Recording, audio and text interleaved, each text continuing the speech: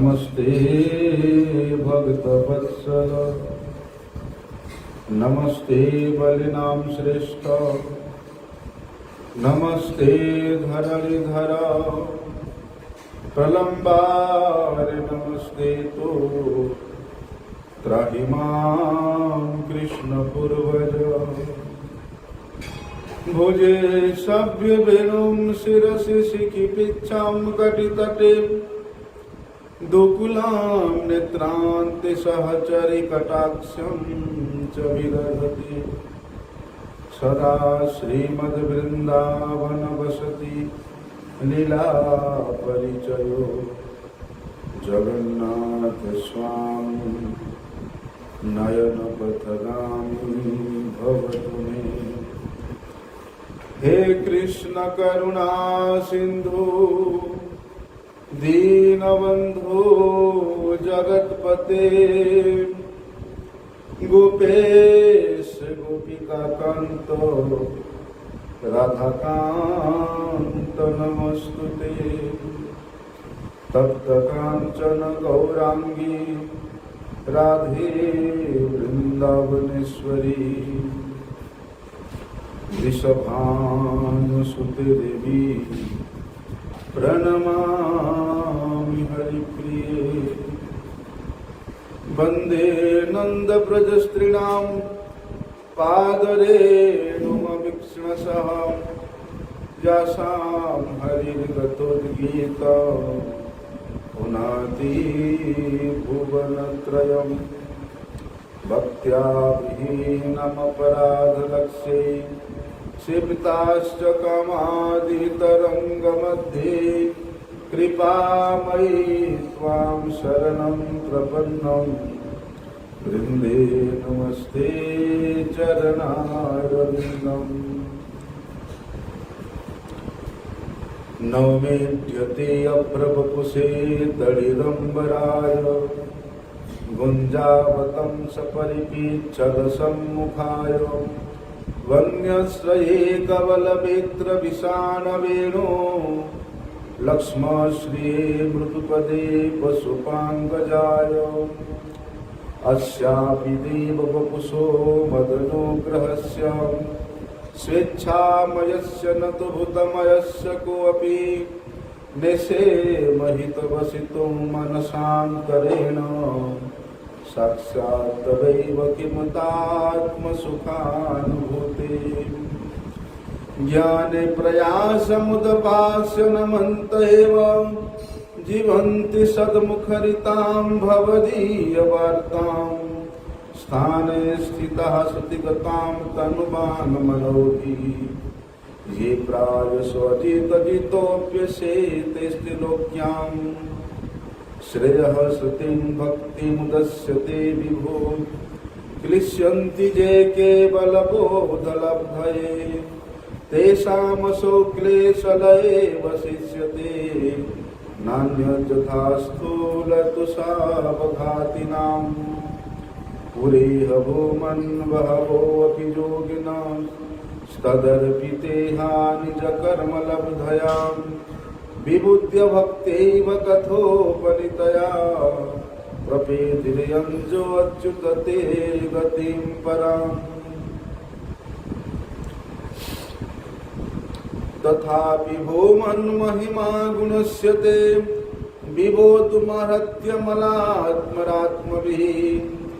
अविक्रियात् स्वानुभवादरोपतो, जनन्यबुद्ध्यात्मजनान्यथा।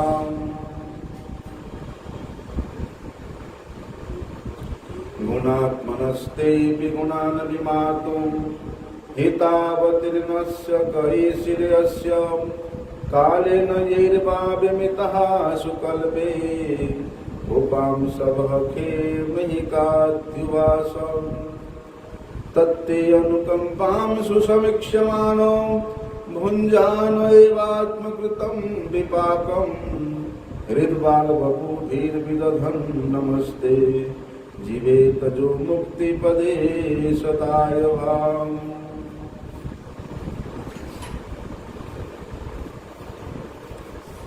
पश्यैष में अनार्जमनन्तमाद्ये परात्मने त्वय्यपि महिमायिनि मायां वितत्यक्षितुमात्मवैभवम् ह्यहं क्रियानिरीक्षमि वार्चिरग्नौ अतः क्षमस्वाच्युत मे रजभुवो यजानतस्त्वक्पृथगी समानिना अजावलोपान्धतमु अन्धचक्षुष येषु अनुकम्पो मयि नाथवादिति क्वाहं तमो महद्गचराग्निवार्भूं संवेष्टिताण्डघटसप्तवितस्तिकायः केदृग्विधा विगणिताण्डपरानुचर्या वाताद्धर्मविवरस्य च ते महित्वम् उत्क्षेपणं गर्भगतस्य पादयोः किं कल्पते मातुरधोक्ष्य जागसे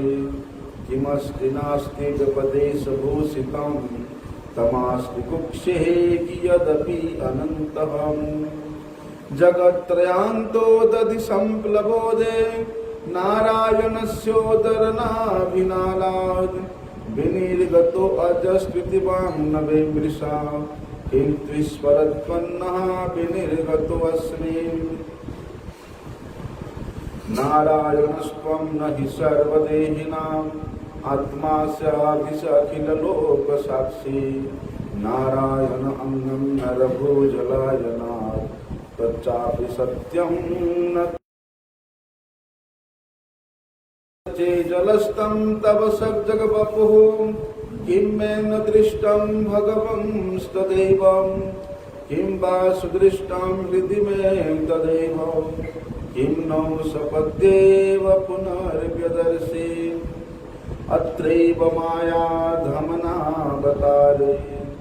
यस्य प्रपञ्चस्य बहिः स्फुटस्य कृष्णस्य चान्तजठरैर्जनन्या माया त्वमेवं प्रकटीकृतं ते यस्य कुक्षाविदं सर्वं सात्मं भाति यथा तथा तत्त्वयप्यः तत्सर्वं किमिदं मायया विना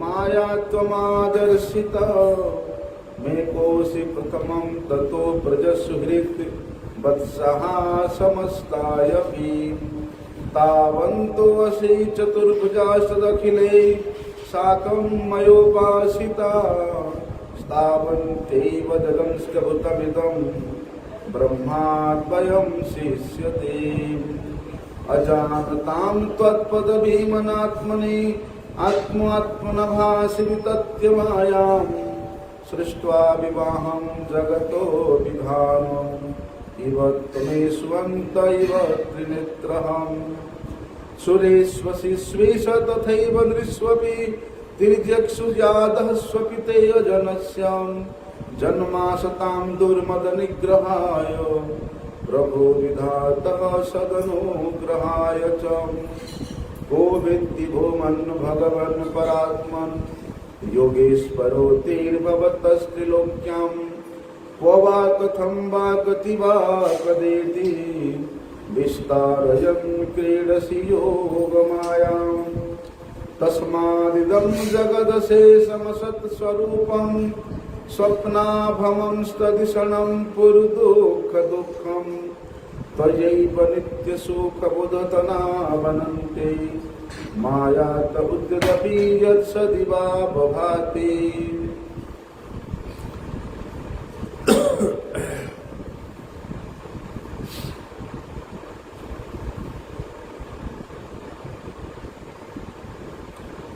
एकस्त्वमात्मा पुरुषः पुराणः सत्यः स्वयं ज्योतिरनन्तवाद्यः नित्यो अक्षरो अजस्र सुखो निरन्तरं तनैव जातं निखिलं प्रपञ्चितं ज्ञानेन भूयोऽपि च तत्प्रलीयते रज्ज्वामहेर्भोगभवा भवो यथाम् अज्ञानसंज्ञौ भवबन्धमोक्षौ दुनामनान्यौस्तरुतज्ञभावा अजस्रचित्यात्मनि केवले परे विचार्यमाणे तरणविवाहने त्वमात्मानं परं मत्वा परमात्मानम् एव च आत्मा पुनर्बहिर्मृत्य अहो अज्ञानजनताख्यताः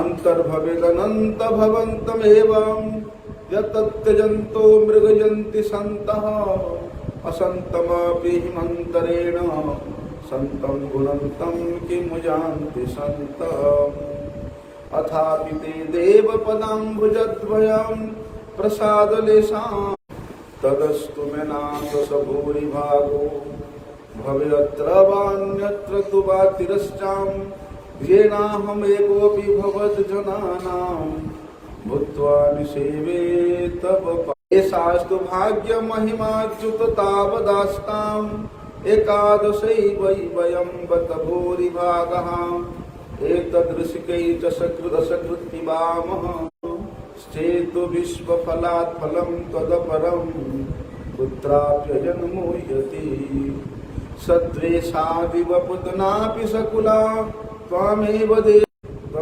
जगतां नाथो जगदेतत्तवार्पितम् श्रीकृष्ण वृष्णिकुल पुष्करयो सदाय स्मानिर्जरद्विजपशो दधिवृद्धि क्षितिराख्यसद्रो आकल्पमारुतमहं भगवन् नमस्ते।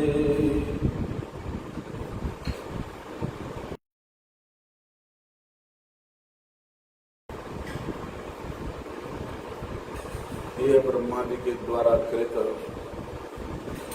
श्लोक 40 श्लोक है। इसको नित्य प्रति वो कैसा है? ब्रह्मा जी बता रहे हैं सच्चिदानंद रूपम, सच्चिद आनंद स्वरूप है। ये सत चित और आनंद, इसको जब तक हम लोग नहीं जानेंगे तब तक भगवान के ये जो प्रेम की लीला है, ये जो ब्रज लीला है, होता है। इसलिए भगवान के लीला को दर्शन करने के लिए, अनुभव करने के लिए आवश्यकता है, दिव्य नेत्र की आवश्यकता है। उसके बिना भगवान के प्रतिष्ठित होता है, तब जाकर के संपूर्ण विश्व के एकमात्र अनंत सर्वव्यापक सर्वरूप भगवान नंदनंदन श्री कृष्ण की, तभी भगवान की जो लीला की यथार्थता है उसको दर्शन करने की योग्यता प्राप्त होती है। तब जाकर के भगवान के जो प्रेमी भक्त जन है उनके लीला में प्रवेश करते हैं, अन्यथा दूसरा कोई उपाय नहीं है। इसलिए ब्रह्मा जी वे कोई साधारण नहीं थे, वे तो भगवान के इस लीला में प्रवेश किए हैं। भगवान के लीला के एक अंश है वो ब्रह्मा जी। अन्यथा जब तक साधक का अंतःकरण भगवान के इस रूप में स्थित नहीं होता, तब तक फिर हमें ये संसार की बातों से है। और बोलते हैं उसी भक्ति के द्वारा, उसी पराभक्ति के द्वारा वे साधक मुझ भगवान को वे तत्वतः जान सकते।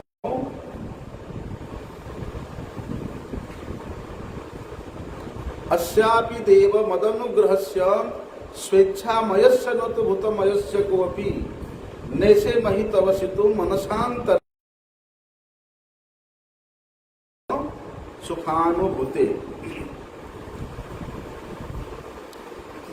ब्रह्मा जी भगवान के श्री चरणों में प्रणत होकर कह रहे हैं,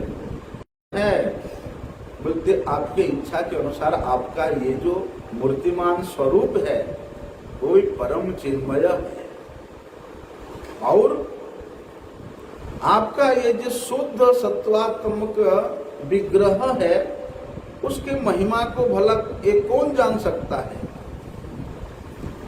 बगैर आपके कृपा के, आपकी करुणा के, आपके इस विग्रह के महिमा को कोई नहीं जान सकता है।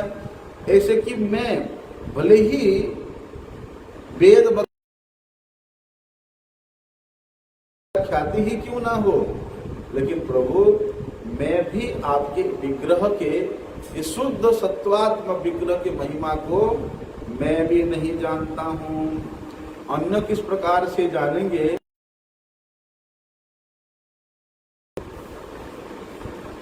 इसलिए हे नाथ, जिनका संपूर्ण चित्तवृत्ति संसार के आकर्षण से परिपूर्ण रूप से विनिर्मुक्त होकर के आपके प्रति समाधिस्थ हो गया है, आपके प्रति ही उनका चित्त वृत्ति नित्य निरंतर लगा रहता है, ऐसे जो आत्म सुखानुभूति आपका स्वरूप है, गांव के एक गोप का पुत्र हूं। वयस की देखें तो तुम तो वयोवृद्ध हो और मैं तो अभी एक छोटा सा बालक हूं। तुम कहीं वेद के तात्पर्य को जानने वाले हो, परम विद्वान हो, सदाचार संपन्न ब्राह्मण हो, और मैं वन वन में बछड़ों को चराने वाला एक ग्वारिया हूं। लेकिन तुम तो माया के अधीश्वर हो, तुम परम सुखी हो, साक्षात परमेश्वर हो, और मैं भगवान कह रहे हैं, और मैं तुम्हारे माया वन वन में भटक रहा हूं। क्यों भटक रहा हूं? मैं तो मेरे साथियों को खोजने के लिए। इसलिए हे ब्रह्मा जी, तुम्हारा स्तव करने का तो मेरा योग्यता नहीं है। ब्रह्मा जी भगवान के ऐश्वर्य को अनुभव करके, भगवान के महिमा को जान करके वे मन ही मन आशंका कर रहे हैं कि कहीं श्री कृष्ण मुझे इस प्रकार वक्तृत्ति के द्वारा मेरा तिरस्कार तो नहीं करेंगे। इसलिए ये श्लोक में बोल रहे हैं, अस्यापिते देव बदाम भुजद्वय प्रसाद लेसानो गृहीत एव ही, कि हे नाथ, हे देव, ये बात तो परम सत्य है, लेकिन अज्ञान वशतः मैंने आपके चरणों में अपराध किया है। इसलिए प्रभु आपने इस बाल अवस्था में बाल चेष्टा रूप जितने भी आपके भंगिमा है, जितना कितने महाचातुरीमय लीलाएं होगी, और उन लीलाओं में आपके श्री विग्रह के कैसा सौंदर्य होगा, उसको जानने में तो मैं कभी समर्थ हो ही नहीं सकता। कहने की बात क्या है? वहां बोलते हैं किमुत आत्म सुखानुभूति है। बोलते कि हे भगवान, आपको वहां जो सुख की अनुभूति नहीं होती थी, मुझे ऐसा लगता है कि इन सखाओं के साथ, इन ग्वाल वालों के साथ, इन बछड़ों के साथ इस वृंदावन के ही अधिक गुना सुख की अनुभूति होती है। इसलिए हे नाथ, जो क्रिया आपको अधिक सुख प्रदान करती है, बोलते आपके उन लीलाओं को श्रवण करने से, आपके उन लीलाओं का चिंतन करना है, आपका दर्शन करके, आपका संग करके उनकी सुखानुभूति का वर्णन भला कौन कर सकता है। इसलिए जब तक चित्त वृत्ति आप भिन्न के प्रति यदि वशीभूत है, तो भगवान आपके इस परम मनोहारी स्वरूप का, परम मधुराति मधुर इस लीलाओं का चिंतन कभी भी नहीं किया जा सकता है। इसलिए कहते हैं गोपी बाला, बोलते मैं ब्रह्मा, अर्थात जब मैं ब्रह्मा भी आपके महिमा को जानने में असमर्थ हूं, तो फिर दूसरा कैसे जान लेगा।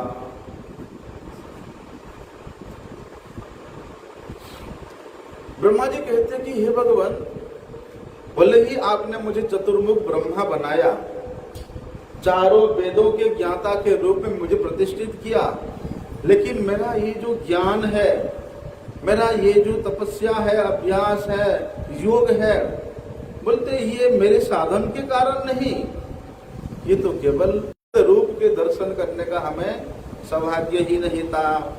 इसलिए नाद मदनुग्रहस्य वपुषः, अपराधी होने पर भी मेरे प्रति आपका ये जो परम कृपा है, परम अनुग्रह है, कि अनुग्रह का कारण है, दूसरा कोई कारण है नहीं, है ही नहीं।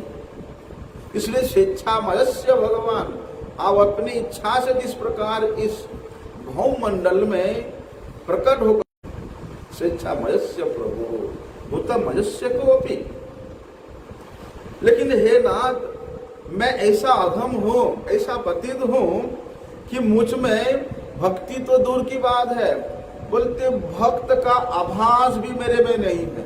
क्यों नहीं है? यदि मेरे में भक्ति होता, भक्त का किसी प्रकार का गुण होता, तो फिर प्रभु में आपके चरणों में अपराध की, इसलिए जड़ है। परंतु आपका जो विग्रह है वो कैसा है? सच्चिदानंदमय विग्रह है। इसलिए ब्रह्मा जी कहते हैं वहां पर, अंगानि यस्य सकले इंद्रिय वृत्तिमंती पश्यन्ति पांति कलयन्ति चिरम जगान्ति आनंद चिन्मय सदु जल विग्रह। ब्रह्मा जी वहां पर कह रहे हैं कि हे भगवान, आप इस प्रकार के आनंद घन विग्रह है, इस प्रकार आप चिन्मय। कैसे? बोलते भगवान का जो हाथ पैर है वो देख सकते हैं, भगवान का जो नेत्र है वो देखने के अलावा वो पालन भी कर सकते हैं। आंखों के द्वारा भगवान सभी प्रकार के कार्य कर सकते हैं। बोलते इसी प्रकार उनके दूसरे दूसरे जितने भी अंग है, सभी अंगों का कार्य सभी अंग करने में समर्थ है। इसलिए श्रुति में भगवान को क्या कहते हैं? सर्वतः पाणिपादम तत् आनंद है। इसलिए स्वयं लीलामय है, स्वयं लीला की पुष्टि कर रहे हैं, लेकिन उस लीला में सहायक स्वरूप कृष्ण की कल्पना तो केवल कोई शक्ति ही है। तो ऐसे लोगों के इस प्रकार के संशय जनित संशय, कृष्ण का विग्रह कैसा है? सच्चिदानंदमय विग्रह है। और ये माइक जड़ जगत की जितना भी प्रतीतियां है, यहाँ केवल जड़ता है, तमोमयी होती है। लेकिन भगवान का विग्रह वो चिन्मय होता है, वो नित्य होता है, वो शाश्वत होता है।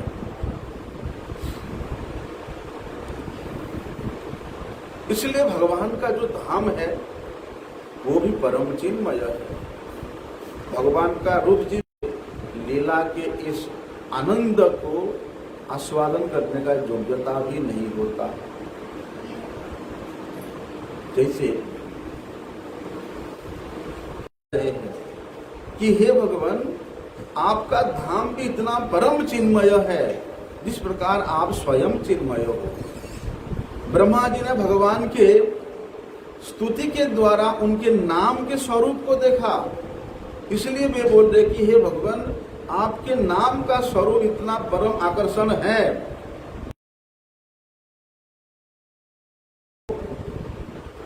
प्रदान करके उन नामों को भी एक एक स्वरूप आपने चित्रता से, जब चित विचित्रता से आपके संबंध में सब कुछ ही परिपूर्ण है, तो फिर ये संसार क्या है? बोलते ये संसार आपके उस चित धाम के एक छाया मात्र है। यहाँ जितना भी प्रतीति होता है, जितना भी दिखाई दे रहा है, वो सब जड़ है, वो सब तमोमयी है। इसलिए वो जो चित्त जगत का काया है और ये उस जड़ जगत का छाया है। उस जगत की विचित्रता के सदृश्य में बोलते हैं इस जगत के विचित्रताएं कहीं कहीं लक्षित होती है। किसको लक्षित होती? हमेशा भगवान ही वास करते हैं। तभी तो उनका जिधर देखते उधर भगवत ही दर्शन होता है। आवर जंगम देखे सर्वत्र देखे तार मूर्ति, सर्वत्र उनके इष्ट देव की स्फूर्ति हो रहा है। तभी वही जन ही इस जगत में भी भगवत धाम का दर्शन करते हैं, अनुभव करते हैं। भगवत धाम की विचित्रता को वे आस्वादन करते हैं।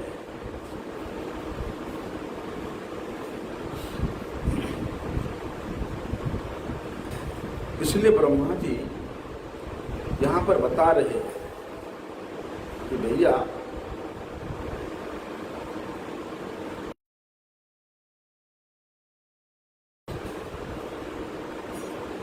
अस्यापिते देव वपुष,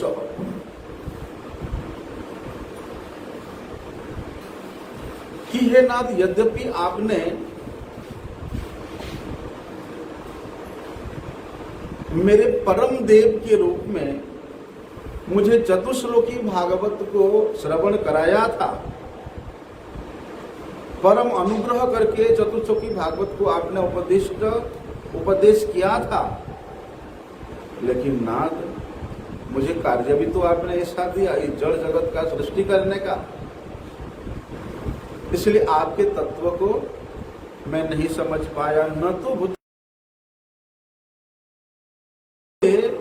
लीला की जो परम चिन्मय स्वरूप है उसके महिमा तो भगवान वेदों का भी अगोचर है, लेकिन आपने कृपा करके सर्व वेद इतिहासानाम सारम सारम समुद्रितम, आपने कृपा करके आपके उस परम रहस्य से युक्त लीलाओं को किंचित मात्र श्रीमद् भागवत में गुंथित किया है। लेकिन फिर भी मैं ब्रह्मा विशुद्ध मन से आपके उस लीला को नहीं जान पाया। तभी यहां ब्रह्मा जी कहते हैं किमुत साक्षात तवैव, जब आपकी सृष्टि लीला को ही मैं जब नहीं समझ पाया। इस श्लोक के द्वारा भगवान ने, ब्रह्मा जी ने भगवान श्री कृष्ण के रूप का, गुण का और उनके लीला का वर्णन किया, और वर्णन करके क्या बोलते हैं कि हे नाथ आपके चरणों की मैं शरण में आया हूं, सिर्फ इसी अभिलाषा से कि आप प्रसन्न हो जाओ। लेकिन किसी विशेषता का वर्णन नहीं करके केवल आपके रूप के वर्णन करने से ही, आपके स्वरूप का वर्णन करने से स्तव करना नहीं होता है। कैसे स्तव होता है? बोलते भगवान के नाम, रूप, गुण, लीला, धाम, परिकरों के वैशिष्ट्य से युक्त जितने भी लीलाएं भगवान ने की है, उन लीलाओं से संपृक्त जो स्तव है वो भगवान को अत्यंत प्रसन्न करता है। इसलिए जगत सृष्टा चतुर्वेद के वक्ता ब्रह्मा जी ने वहां केवल भगवान को नवमी को नवमी ध्यत्य अपर बपुसे तलिदंबराय, कि हे नाथ आप तो अनंत लीलाओं के समुद्र स्वरूप हो। आप कितनी प्रकार की लीलाएं करते हैं, कहाँ करते हैं, किस समय करते हैं, बोलते हैं इसको जानना किसी के लिए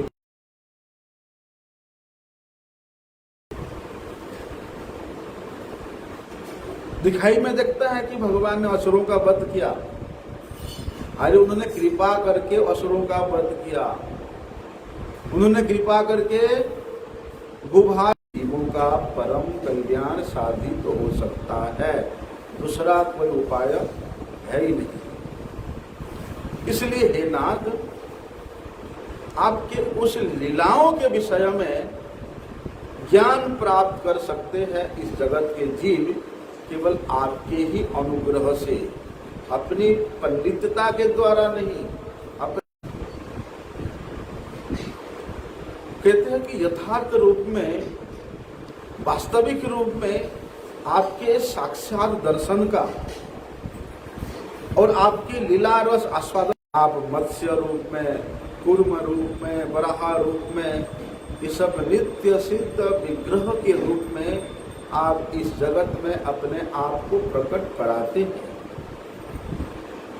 तब जितना भी असुर गण है अपनी आश्रित दृष्टि से आपका दर्शन करते हैं और क्या करते हैं, आपके साथ है नभूत संज्ञान संस्थानम देहो अयम परमात्मन है कि प्रभु आप अपने भक्तों को कृतार्थ करने के लिए अपनी अपराध लीला विग्रह को इस जगत में प्रकट करा करके अनेक प्रकार के खेला करते हैं। इसलिए आपका लीला विग्रह इस जगत में प्रकट होने पर भी, उसे देखकर भी कोई आपके वास्तविकता मदनुग्रहस्य कि कब आपके ऐसा कृपा होगा कि मैं आपके इस देव दुर्लभ परम चिन्मय सच्चिदानंद विग्रह के स्वरूप को, कि आपके भक्तों का एक लेश मात्र गुण मेरे में प्रकट हो जाए, जिससे साक्षात तदैव किमतात्मो सुखानुभूते साक्षात भूतमयस्य कोऽपि नेसे मही त्ववसितो मनसान्तरेण साक्षात् तदैव किमुतात्म सुखानुभूते।